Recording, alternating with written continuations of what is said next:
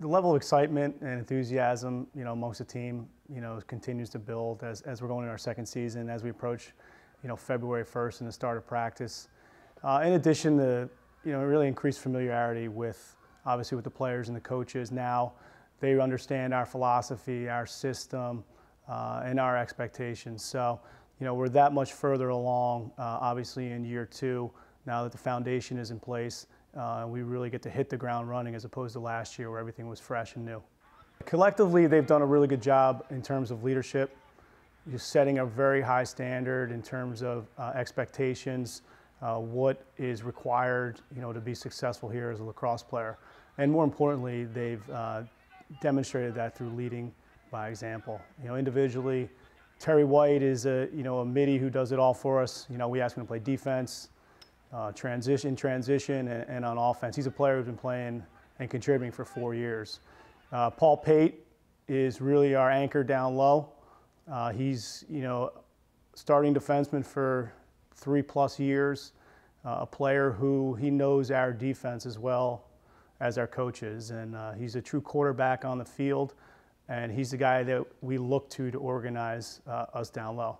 And then Kevin Vaughn really exemplifies the way that we play. He really does everything all over the field for us, from defense to ground balls to grittiness to clearing the ball to offense to riding. And he's really a complete player, but the intangibles that he brings is really what makes this team go. The senior class, a number of them have all played and contributed for 3 and even 4 years. Jeff Cohen he's scored goals, every year that he's been here. He is as good of a goal scorer as there is. He's an excellent off-ball player. He's got a very high lacrosse IQ, really good at finding gaps and seams and, putting himself in a position to finish plays. Dan DiMaria, he's an elite athlete. He's big, fast, strong. Dan, we moved him from close defense to long stick midi last year, and we really felt like he flourished in that role. Well, the freshmen, have been an infusion of talent, high character individuals, and they're winners. All come from great programs, and they're a very competitive, talented class. And I expect all of them to push, and I really, they're going to have to obviously earn it, but I expect at least half of them to contribute right away. Earn playing time, earn important roles on the team, and put themselves in a position to help our team right away.